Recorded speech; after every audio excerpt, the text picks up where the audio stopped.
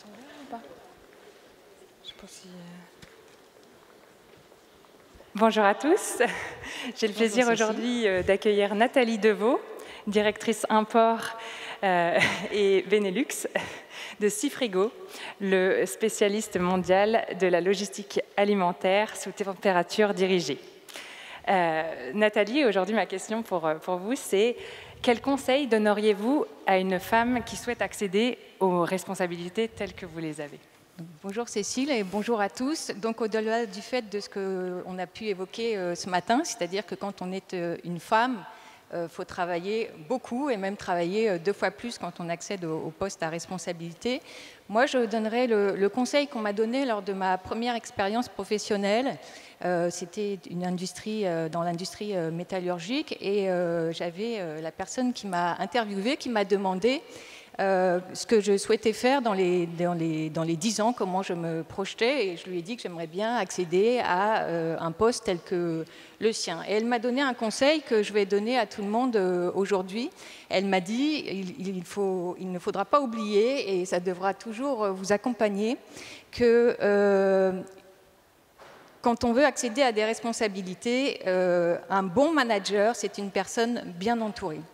Et une personne bien entourée, ça veut dire qu'il faut être à la fois à l'écoute, il faut savoir prendre du recul et il faut aussi donner envie aux autres de travailler avec soi. Voilà. Merci beaucoup Nathalie.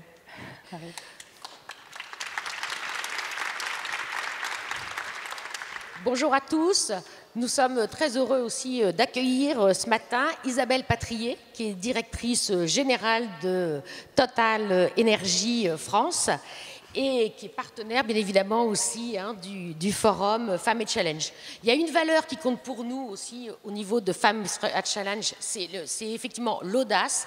Et j'aimerais vous demander, Isabelle, comment résonne ce terme audace et comment ça s'est illustré dans votre parcours? Alors, l'audace, effectivement, c'est un mot assez important pour moi. Il fait écho à quelque chose d'ancien. Il y a une dizaine d'années, mon groupe m'a proposé de prendre la direction générale d'une filiale. Et c'était la première fois qu'en France, une femme prenait la direction générale d'une filiale de distribution de combustible avec des chauffeurs de fuel, avec des dépôts pétroliers. Et je pense que la deuxième audace, c'est moi qui ai accepté ce poste. Avec grand plaisir d'ailleurs, parce que ça a été une superbe expérience. Juste un écho pour que les unes et les autres l'entendent. J'entendais Judith ce matin avec certaines réflexions qu'on lui a faites.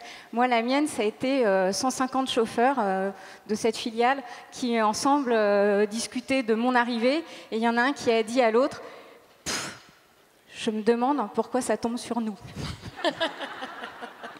Et effectivement, c'était tombé sur eux. C'était moi qui étais tombée donc sur eux.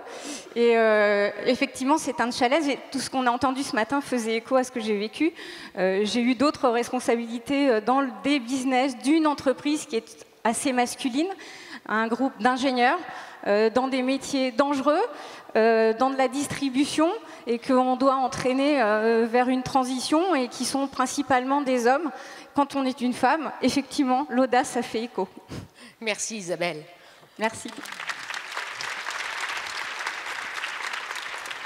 Alors maintenant, je vais présenter Amandine Allard, qui est directrice client chez Transdev Normandie. Bonjour Amandine, on se retrouve 1 an après. Eh oui, on était déjà sur scène l'année dernière. Alors, la prise de risque chez Transdev, tu peux nous en parler et aussi relater une de tes expériences ? Oui, je vais vous raconter une expérience qui illustre la marque employeur Transdev par l'audace et la capacité à faire des choses nouvelles. Moi, je suis arrivée chez Transdev en juin 2019. Je suis directrice commerciale. Arrive la pandémie, mars, mais aussi une législation nouvelle, celle de l'arrêté rétrofit. Et ça, pendant un énorme appel d'offres de 150 millions d'euros, je vais voir mon patron, Sylvain Picard, directeur général de Transdev. Je lui dis, il y a un truc à faire, c'est rétrofiter un vieux car diesel et en faire quelque chose bon pour l'environnement, un truc avec de l'électricité, de l'hydrogène émergent en Normandie. Et là, il me dit, ok, regarde.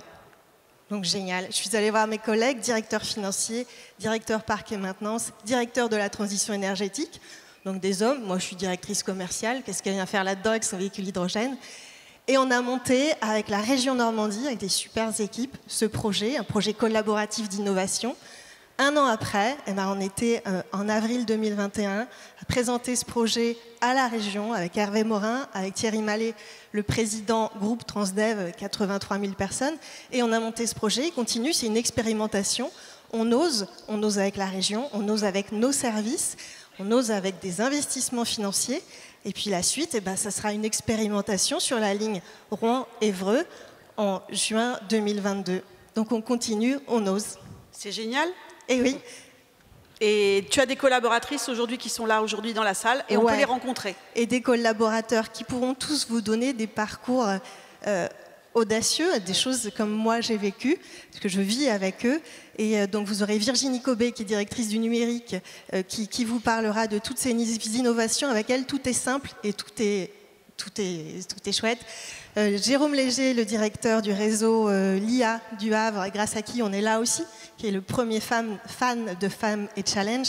Yann Revillain, directeur de la performance, qui est notre soutien à la région Normandie. Vous avez aussi Gonel Mebarki, DRH de Transdev Rouen, 1200 personnes. Et puis vous avez Anne-Sophie Herbette, qui s'apprête à renouveler un gros contrat dans l'heure et qui est directrice marketing. Donc que des profils plein d'audace et puis et de prise de risque. Et de prise de risque. Bravo. Merci. Merci.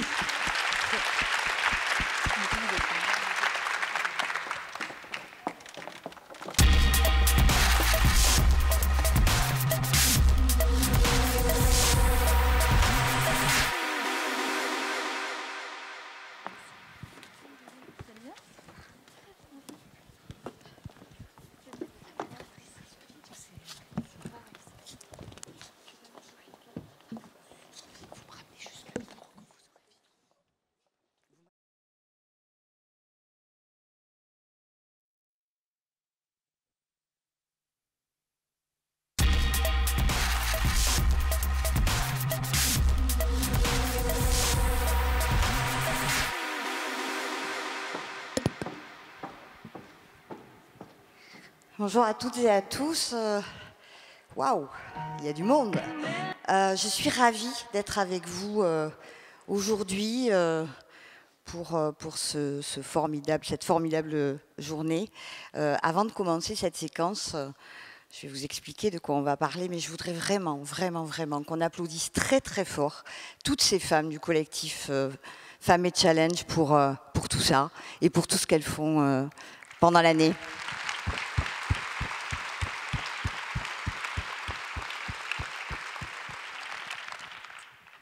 Alors, on m'a demandé de parler d'empowerment. Alors, qu'est-ce que c'est l'empowerment ? C'est un mot qui n'a pas de traduction en français.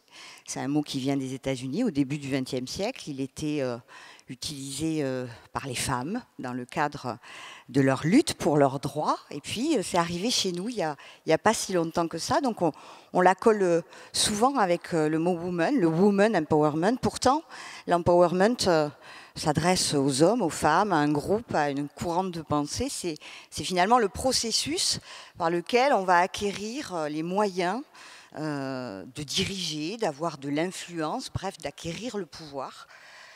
Et le pouvoir, justement, il va en être largement question sur cet Open Talk. On va parler de sa conquête, on va parler de sa transmission, on va parler de son exercice, évidemment. On va parler d'audace, on va parler de leadership. Et pour parler de tout ça, je vous demande d'accueillir Monsieur Édouard Philippe, Laurence Bertrand d'Orléac et Delphine André.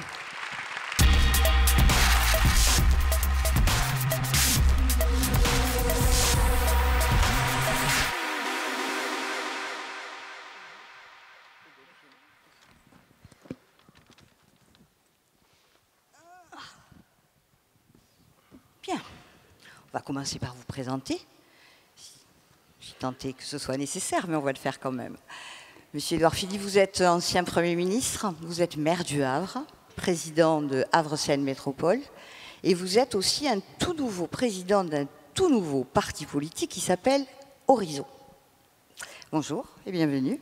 Bienvenue au Havre. Laurence Bertrand d'Orléac, vous êtes présidente de la Fondation nationale des sciences politiques, vous êtes historienne de l'art, auteure, et vous serez, je crois, m'a-t-on dit, commissaire général de la prochaine grande expo du Louvre à Paris, en octobre 2022, si tout va bien. Bonjour et bienvenue. Bonjour, bonjour à toutes et à tous. Tout ça est exact. Ça va? J'ai bon? Ça va. Ça commence bien. Ouf. Delphine André, vous êtes à la tête d'un groupe qui s'appelle le groupe Charles André, du nom de votre grand-père, je crois.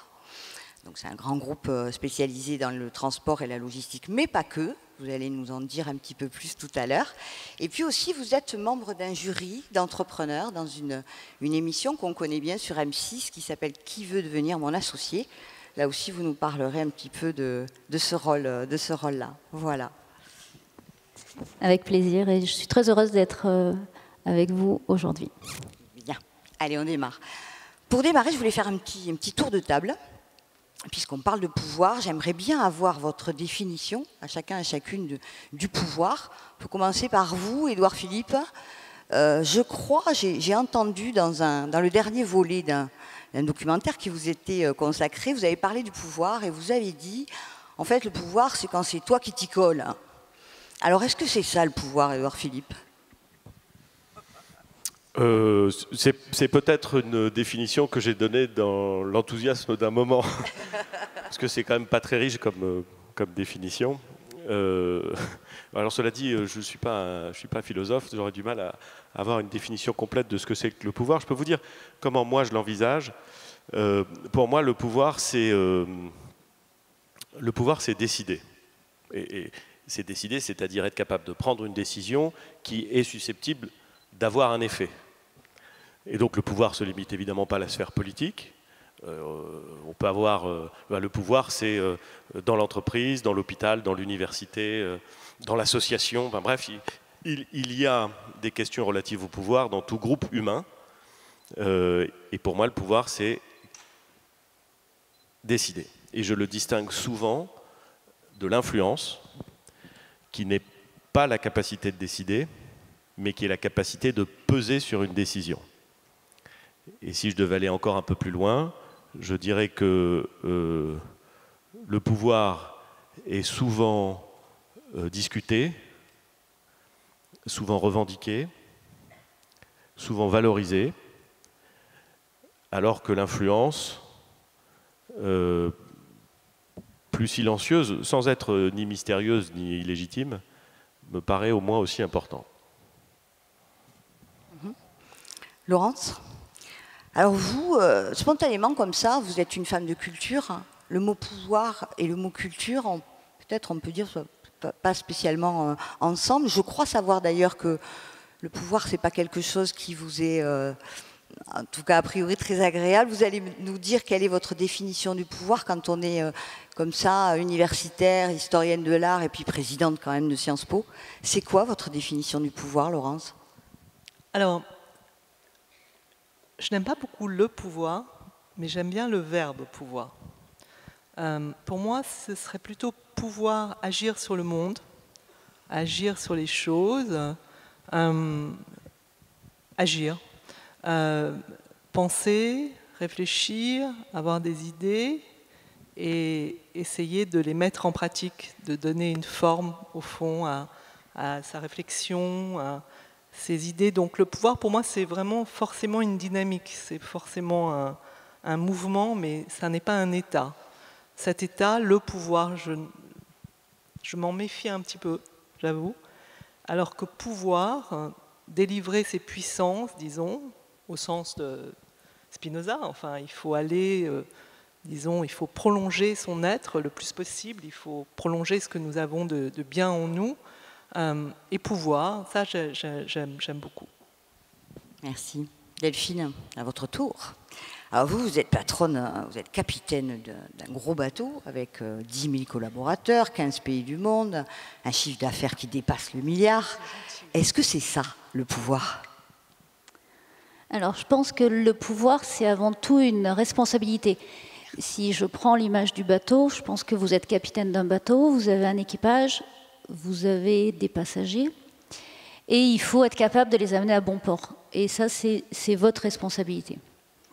Après, je pense que le pouvoir, ce n'est pas une fin en soi. On présente le pouvoir un peu comme un Graal. Mais je pense que l'important, c'est vraiment ce que vous allez être capable d'en faire. Et c'est vraiment un moyen d'action. C'est-à-dire, j'ai le pouvoir, donc j'ai la capacité à agir, donc à prendre des décisions. Je reviens sur ce que disait Édouard Philippe. À prendre des décisions et puis aussi éventuellement à influencer le cours des choses et à faire avancer, progresser les choses. Et donc là encore, vous avez une responsabilité dans ce que vous faites. Et puis après, je pense que c'est aussi la capacité de décider. Et donc c'est l'apprentissage de la solitude, parce qu'une fois que vous avez entendu, écouté tout le monde, étudier les différentes propositions qui vous sont faites, à un moment donné, vous êtes seul avec vous-même et il faut décider avec le poids de cette responsabilité et de dire bon, il ne faut pas que j'amène le bateau dans un récif. Donc voilà comment je vois le pouvoir. Merci.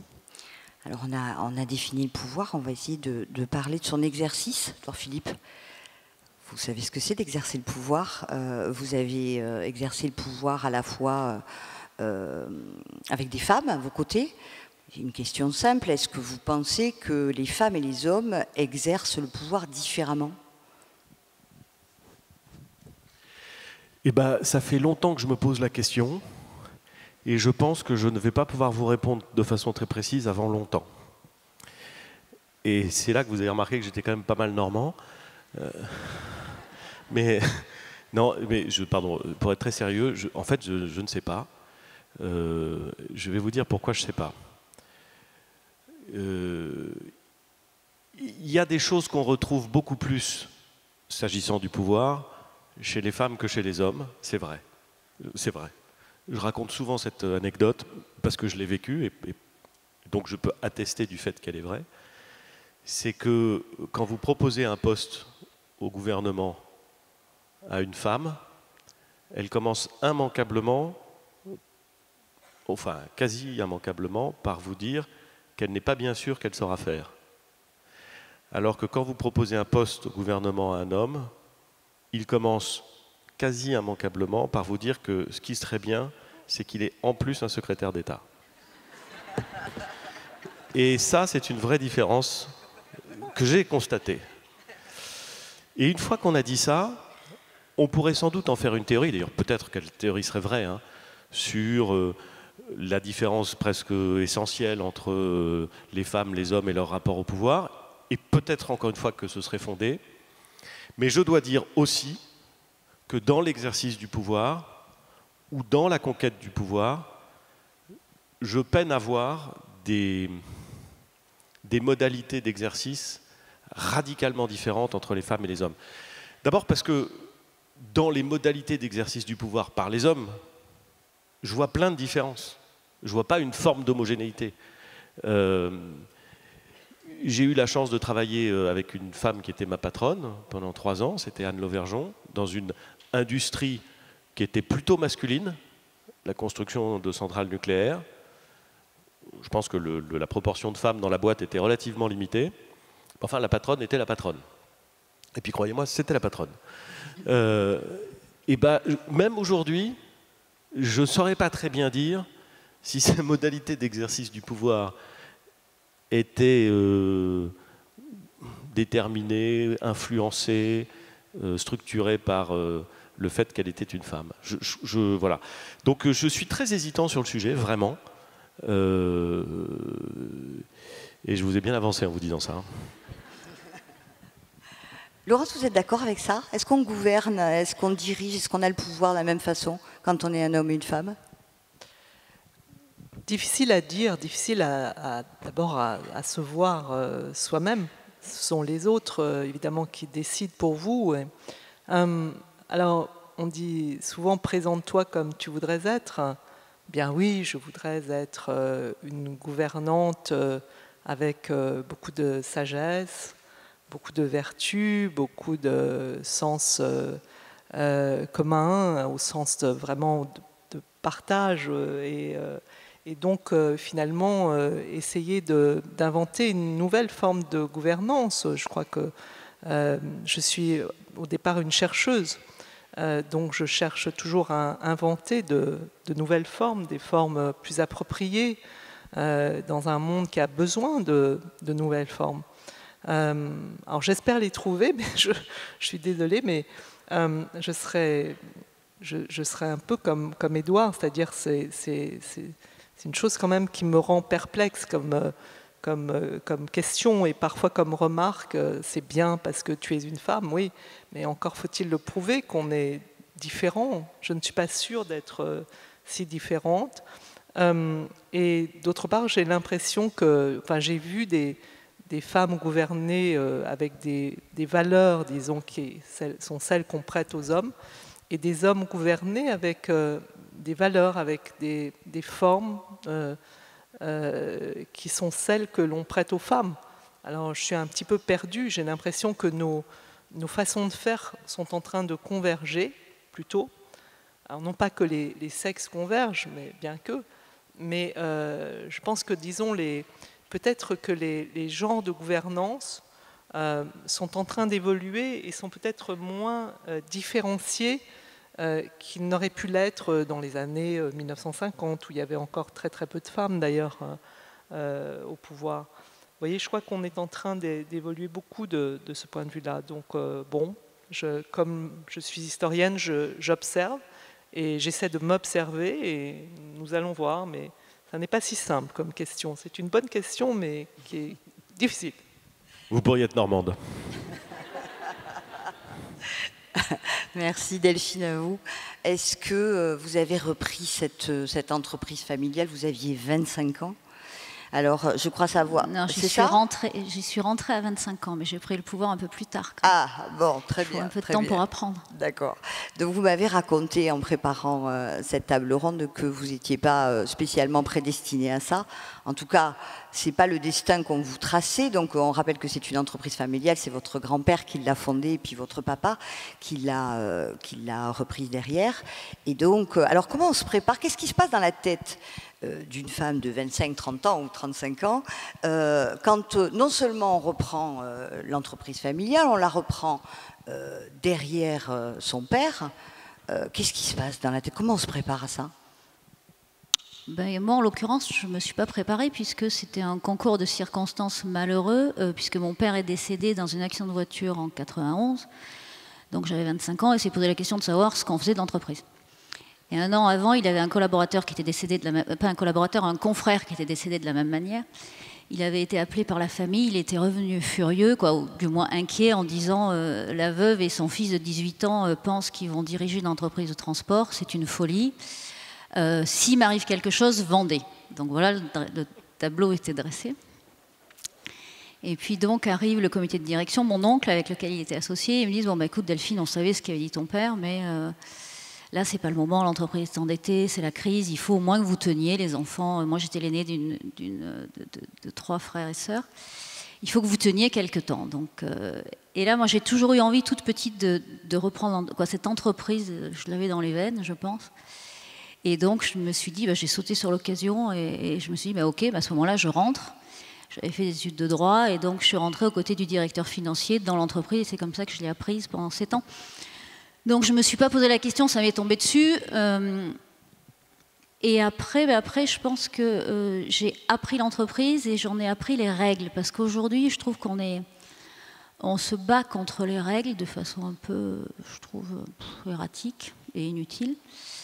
Moi, je crois que l'individu, il a choisi de vivre en société parce qu'il a besoin d'être protégé, quand même, quelque part. Et que donc la vie en société nécessite un certain nombre de règles, alors le moins possible, et que ces règles, il faut les accepter si on veut après pouvoir les dépasser. Je trouve qu'il y a une marque, je ne sais plus laquelle, mais qui dit « avant de changer les règles, apprenez à les connaître et maîtrisez-les ».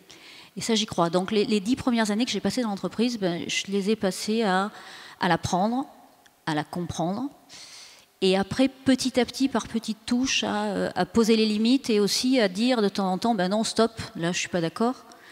Ou aussi à m'imposer. Je me souviens qu'un jour, donc je m'occupais des croissances externes dans l'entreprise et on recevait un monsieur pour racheter son entreprise.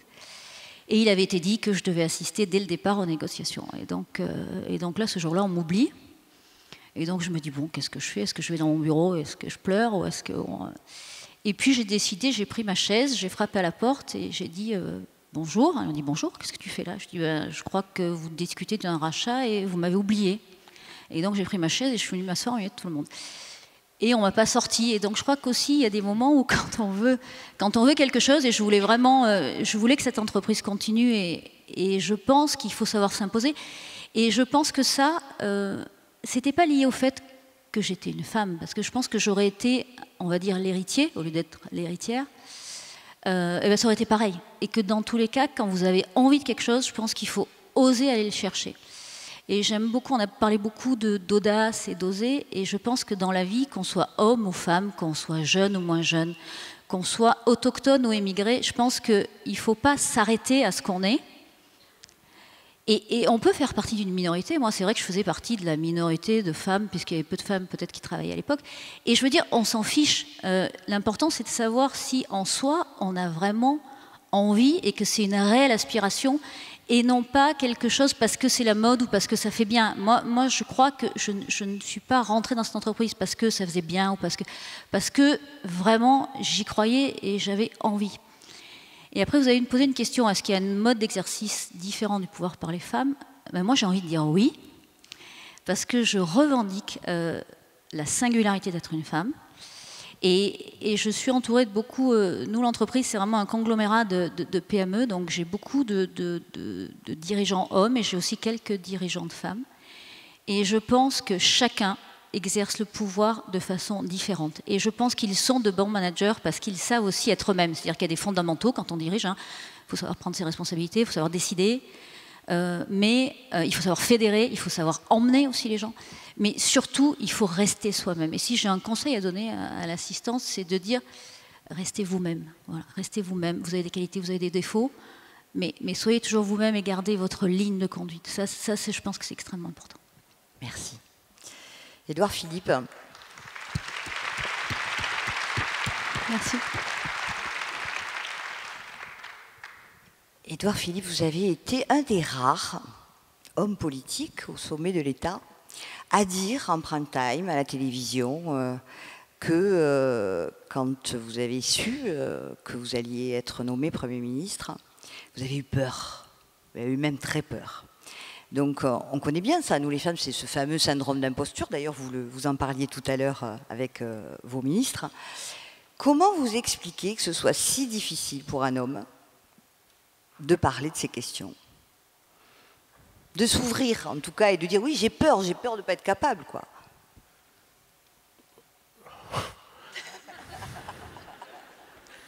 Parce que les femmes ont besoin d'être protégées, peut-être. Ah, c'est peut-être ça. Attendez. D'abord, je ne suis pas sûr que ce soit beaucoup plus facile pour les femmes d'avouer ou de dire explicitement au moment où elles prennent des responsabilités, enfin, au moment où elles montent une marche, et en l'occurrence, pour moi, c'était vraiment pas une petite marche. C'est difficile au moment où vous montez la marche de dire, vous savez, je suis terrifié, je suis pas sûr de savoir le faire. Bon, c'est dur pour tout le monde. Donc, non, la vérité, c'est que je crois que c'est difficile pour tout le monde. Et c'est d'autant plus absurde que ce soit difficile pour tout le monde que tout le monde le vit. Personne dans cette salle n'a monté une marche professionnelle compliquée sans avoir une angoisse, une incertitude ou une peur panique. Après, vous choisissez votre niveau d'angoisse, mais enfin, je pense. Je ne crois pas que ce soit ni féminin ni masculin. Ce qui est vrai, c'est que peut-être dans le monde assez rempli de testostérone de la politique, admettre une peur ou une angoisse peut surprendre, et encore. Bon voilà, moi je l'ai dit. Je l'ai dit. Et je dis aussi autre chose, c'est que c'est les types qui ne sont pas angoissés au moment de monter cette marche qui devraient nous foutre les jetons. Parce que...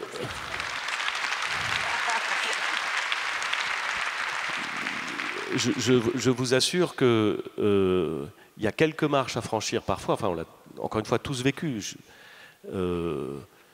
Moi, c'est vraiment, c'est les pas angoissés qui me font peur. Ouais. Alors j'en connais. Hein, mais... Merci, merci. Laurence, vous allez publier bientôt un livre sur l'esthétique de Greta Thunberg. Greta Thunberg, tout le monde le sait, c'est cette jeune activiste qui exhorte les pays du monde à agir contre le dérèglement climatique.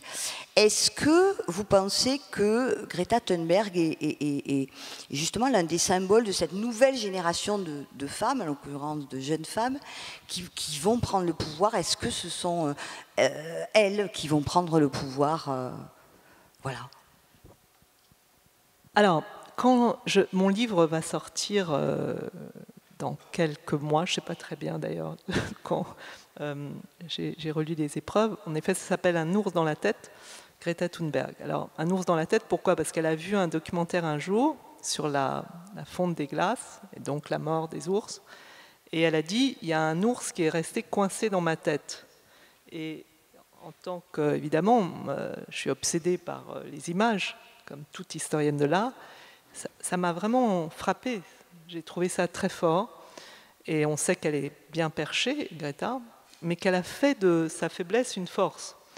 Et en fait, ce n'est pas tellement qu'elle a voulu le pouvoir, c'est qu'elle a réussi à faire bouger les lignes en peu de temps, quand même. Alors que, comme dit Yann Arthus Bertrand, ça fait des années qu'on répète la même chose, ça ne marche pas. Et tout d'un coup, Greta arrive, un peu comme Jeanne d'Arc, et ça marche. Donc c'est un personnage qui m'intéresse beaucoup parce qu'au fond elle a réussi à exercer un pouvoir au moins sur les esprits, sinon sur les comportements. Elle a rencontré tous les grands de ce monde et en effet elle m'intéresse aussi parce qu'elle est l'égérie d'une génération et il y a beaucoup de jeunes filles comme elle maintenant. Alors je crois que ce que dit Greta Thunberg au fond c'est qu'on peut exercer un pouvoir d'influence, en tout cas, très fort, sans avoir été formé à ça, sans être même bien nanti du point de vue de sa personnalité, puisque c'est quelqu'un d'extrêmement fragile, et exercer le pouvoir. Je trouve que ça laisse rêveur, effectivement, sur finalement nos capacités d'influence aussi dans le monde. Là, c'est une enfant qui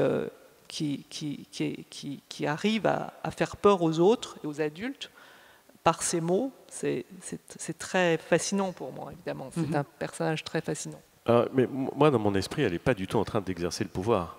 Je vous rejoins tout à fait sur la description et sur l'importance que vous lui accordez. Ce n'est pas du tout une remise en cause de ça. Hein. Mais pour moi, ce n'est pas du tout ça, exercer le pouvoir. Ce n'est pas le pouvoir, ça, c'est l'influence, c'est la notoriété et l'influence. Et je vous ai dit tout à l'heure combien je considérais que l'influence pouvait être, à bien des égards, presque plus important que le pouvoir. Mais elle n'exerce pas le pouvoir. Elle n'y prétend pas, d'ailleurs. Et je vais vous dire, c'est bien là le problème. Parce que les gens qui recherchent une influence, qui la trouvent, qui en usent, mais qui refusent d'exercer le pouvoir, parce que c'est d'une nature complètement différente.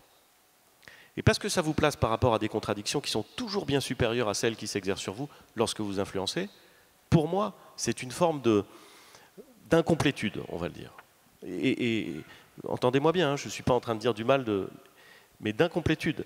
Vouloir être très influent, parvenir à être très influent, ça peut être extrêmement utile, ça peut être extrêmement précieux, ça peut être extrêmement puissant sans doute, mais ça n'est pas exercer le pouvoir. Et moi je rêve, vraiment je rêve, et je ne le dis pas du tout, je le dis avec aucune ironie, je rêve que toutes celles et ceux qui réussissent à conquérir des positions d'influence acceptent à un moment ou à un autre de franchir le seuil et de s'y coller. Vraiment.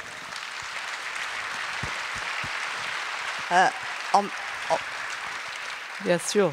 Et il faut de tout pour faire un monde. Et chacun, en fait, je pense, agit dans son domaine et bien entendu, Greta Thunberg ne veut pas le pouvoir. D'ailleurs, c'est le fait souvent de la jeunesse qui a des idées, qui a des perceptions, qui a des intuitions, mais, et qui nous dit, nous les adultes, ou nous à la gouvernance, écoutez-nous, peut-être qu'il y a des choses à faire. Et nous, effectivement, nous devons trouver aussi quand même le moyen de les écouter, de les ramener à la raison si raison, effectivement, il y a, et surtout de dire, voilà, on peut faire ça, on ne peut pas faire ça. Le pouvoir, je crois que c'est aussi ça, le pouvoir des adultes, c'est de dire, ça c'est possible, ça ce n'est pas possible pour telle ou telle raison. Bien sûr. Bien sûr. Il nous reste très peu de temps parce qu'on a pris beaucoup de retard et je le regrette. Delphine André, quand même, justement pour rebondir sur cette nouvelle génération de femmes et d'hommes d'ailleurs qui arrivent, est-ce que vous, quand vous exercez votre activité au sein de votre entreprise, vous voyez une différence avec cette nouvelle génération qui arrive? Leur rapport, est-ce qu'il y a une différence? Est-ce qu'ils ont le même rapport au pouvoir que peut-être les générations précédentes? Est-ce que les jeunes veulent le pouvoir finalement? Alors, je pense que les jeunes ont un rapport à la vie professionnelle qui est certainement assez différent du nôtre.